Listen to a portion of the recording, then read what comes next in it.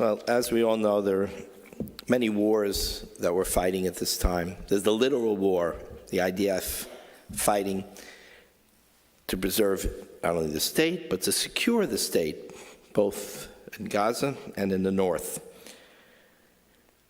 Then there's the war that's political, trying to align countries behind Israel, move them in the direction of support for Israel. And then there's a war that is so critical because everything in many ways reflects upon it, and that's the war of information. That's the war on the internet, that's the war in the press. Because the world opinion is so critical to how the war will progress and what kind of support Israel will be able to maintain and receive in the future. Tonight, we have someone who is a warrior in that war, who is fighting the battle. You've heard of the group Honest Reporting. They do exactly that. They stay on top of articles and op-eds and everything that appears, and they fight against the lies, the distortions, brings it to light. So Gil Hoffman is an Israeli-American journalist. He is now the executive director of Honest Reporting. I had been reading him for years and years, many of you have as well, in the Jerusalem Post, where he wrote from 1998 to 2022 as their chief political correspondent. And one of the reasons he was so successful is he actually went to a school of journalism that believed that objectivity was important in journalism, something that apparently they don't teach in schools anymore, but that's the school that Gil came from. He once worked for the Miami Herald, by the way, and that I didn't know about. Hosted the podcast Inside Israel Today, and he's made appearances, you've probably seen him, CNN, Al Jazeera, not an easy appearance, but he doesn't scare easily. He'll go anywhere and can carry the torch and fight the battle and enter into the debate.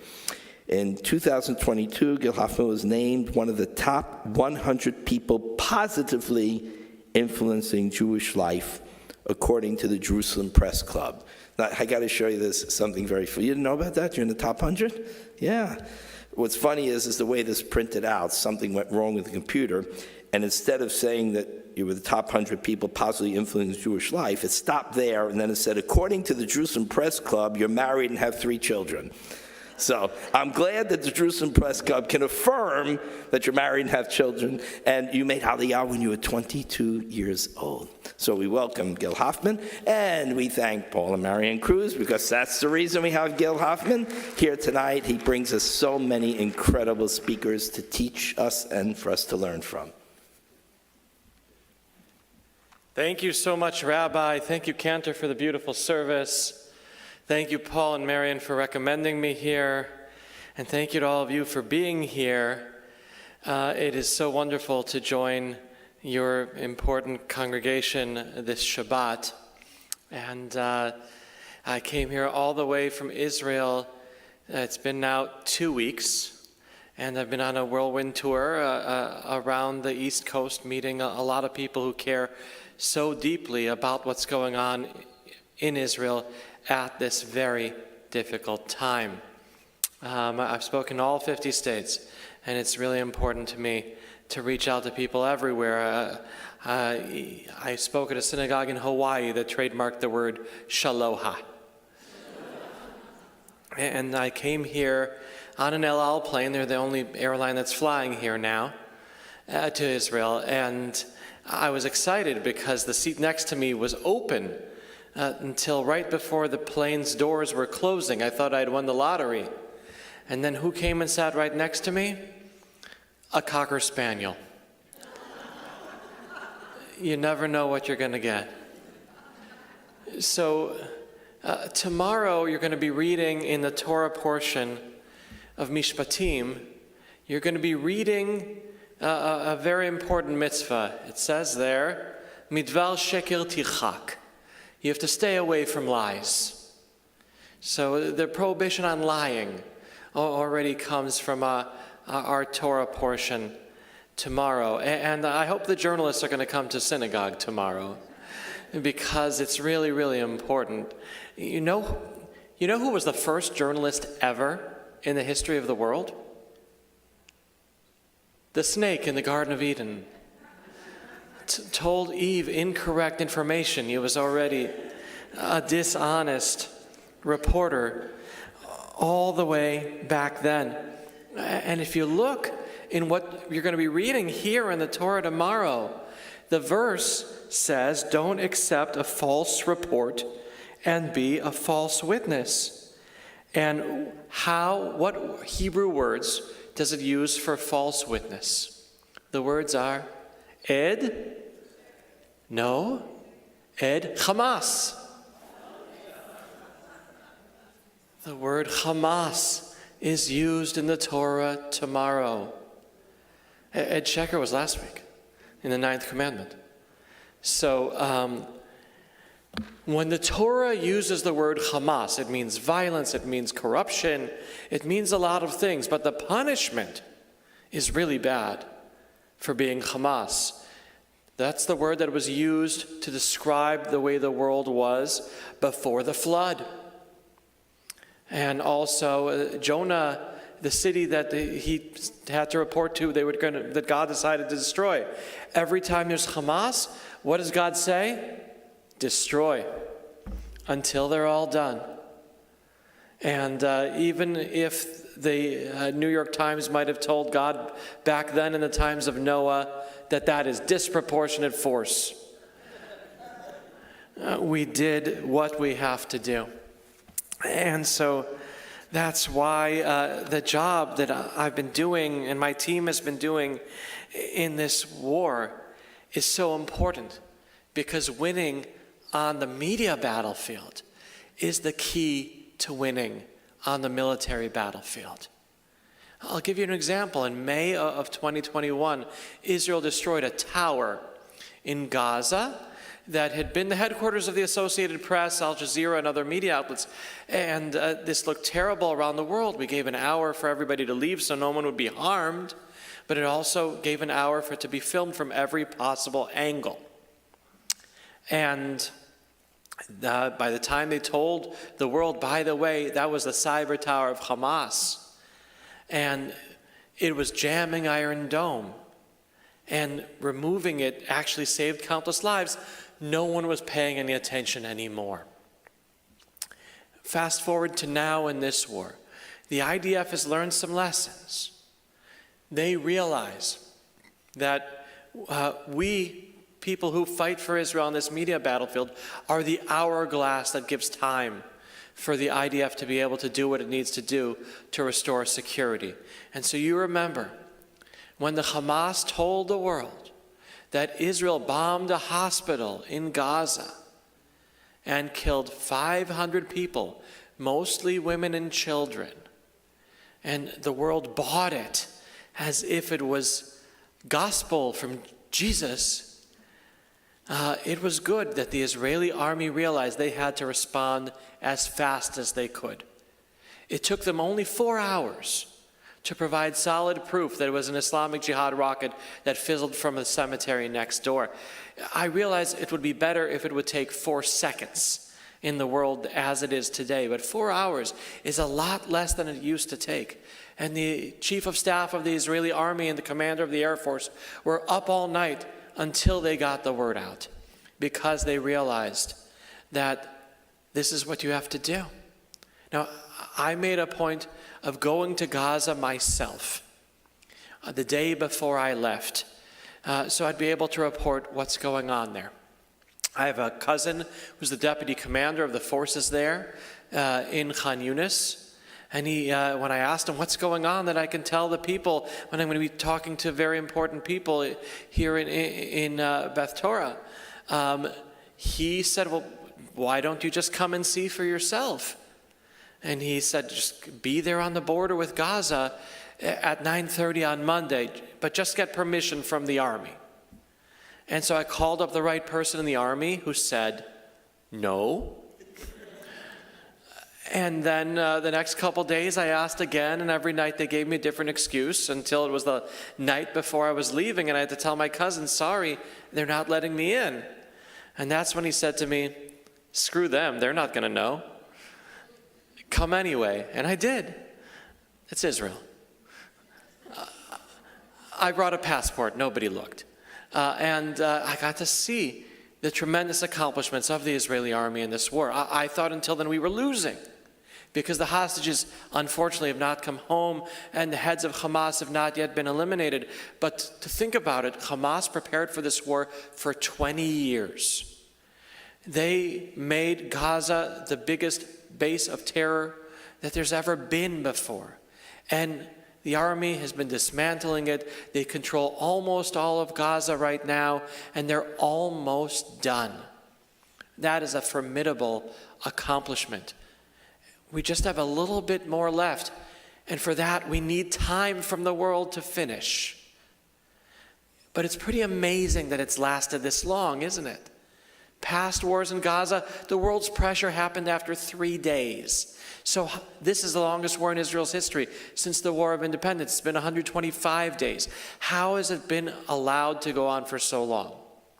Well, first of all, the atrocities of October 7th were so horrible that the world saw it was justified for Israel to go to war to restore our security and bring our hostages home. The world saw that Israel needs to defeat terror, or it'll be emboldened in America that, God forbid, be more September 11th, and in other countries as well. The world saw how divided Israelis were before October 7th compared to now when we are united. And every sign in Israel around the country says, Yachad Ninatzeach, together we will win. And that contrast from being on the verge of a civil war in Israel, the 12th in the history of the Jewish people, to the way we are now fighting together, definitely made an impression. But I think that part of it, of how it's been allowed to go on for so long, is that we are fighting the fight. All of us. How many of you have posted something or shared something on your social media in favor of Israel during this war? Wow. Good for you, Beth Torah. Okay. How many of you are on Facebook? How many of you are on X, formerly known as Twitter? How many of you, or used to be, how many of you are on Instagram? How many of you are on Telegram?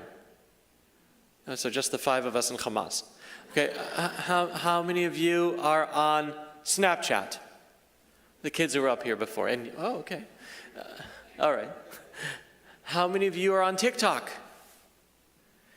Only 2 of us. Fear of China. 3. Oh, Cantor, that's important. You got this music. Go to his page on TikTok. Hear that beautiful song. All right. And how many of you are on LinkedIn? LinkedIn counts, and it's actually the only place pro-Israel community has a majority. So how many of you are on none of them? Wow. None of them. She has a life. But sir, over there, how do you see your grandchildren if you're not on any of them? Well, WhatsApp's private. It's not social media. Thank God. So we're all part of this fight. The organization I lead, Honest Reporting, has been leading the fight. During this war, we have gotten anti-Semitic, Hitler and Hamas-praising journalists from the New York Times and Associated Press suspended and fired. All total, in the last 16 months, we've got 8 of them removed from covering Israel. People who praise Hitler and Hamas should not be in that role. And we got the New York Times to fire someone who wrote on his social media, I don't accept a Jew, Israeli, or Zionist, or anyone else who speaks Hebrew. I'm with killing them wherever they are. Children, elderly people, and soldiers. The Jews are sons of dogs. I'm in favor of killing them and burning them like Hitler did. That was a guy who covered a war in Gaza for the New York Times. They just, after firing someone who praised Hitler in August of 2022, they rehired him on October 8th. They said, well, he violated our guidelines last year, he won't this year. Until we highlighted the story and people started writing the New York Times and social media, we hired a Nazi to cover a war of annihilation against the Jews, and we haven't seen his bylines since. We questioned, how did the photographers get there that early? How did they know where to be? And it turned out we found photographers who were bragging on social media, on video, that they were there first thing in the morning, that they participated in kidnapping, and we found them encouraging other Gazans to go into Israel and take as many women as they could and do whatever they want with them.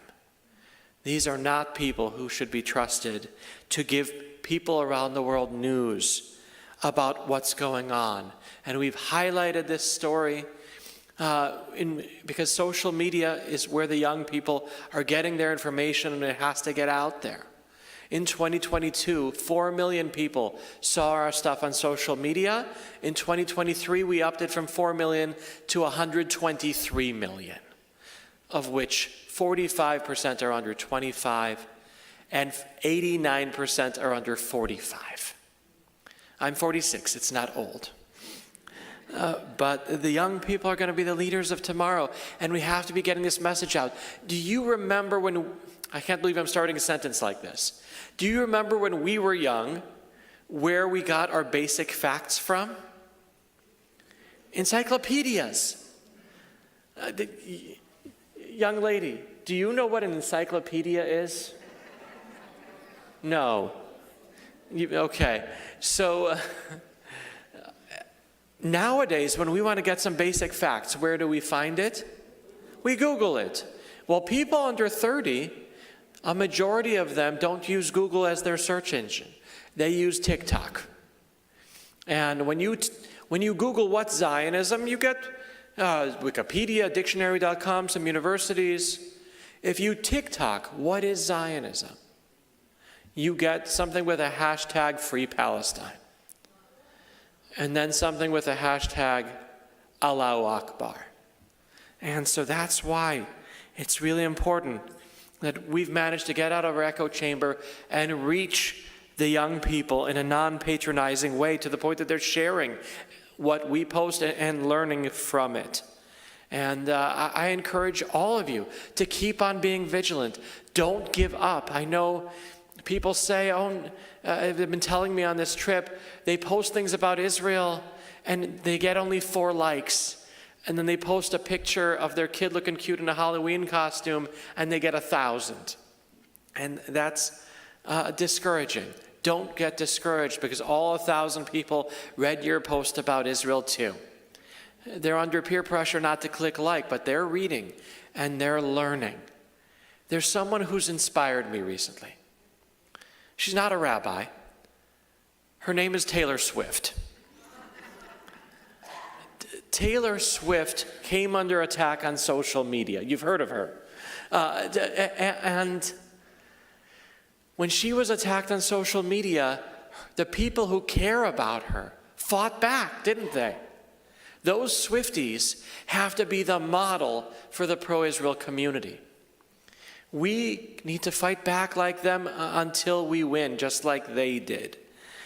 We have to be commenting on articles when there are things that are wrong about them online. You never know when you have your Esther moment where you're there and you make the difference. When you see things that are wrong, please email me at action@honestreporting.com. That email address is going to be on flyers that Betty is going to be giving out there about my organization. Please go to our website, which is about to be revamped completely, and subscribe. We send out emails a few days a week, that's all. Subscribe your children and grandchildren without asking their permission, so they'll know what's going on too. And please just keep on being a part of that effort of responding to the lies, because that's what the Torah says that we got to do, and that's what we as pro-Israel people have to do.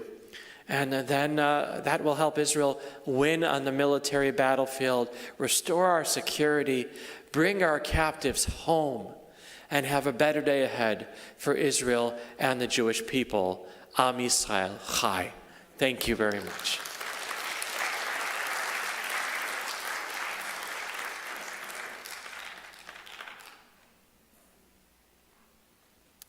Wow, thank you so much. The work you do is just incredibly, incredibly important. When it says in the Torah, it uses the word tirchak, so you can look at it, does that mean, should I distance myself from a lie, or should I make the lie distant, right? So I think we don't want to distance, we want to get close to those lies so then we can distance those lies so that they are not going to impact powerfully on those who hear them because they've heard enough truth. So that's the flip side of that, and that's what you're doing. You're getting right into the lies and then pushing them into the distance, the background to the foreground, by bringing in truth. Truth will always push lies out eventually, just like light will always penetrate and push out the darkness. And you are pushing away the darkness and bringing light to people who need to learn, to people who are open to learning, and that will help fight the battle and keep the support for Israel to finish this war. So yashar to you and to your entire staff.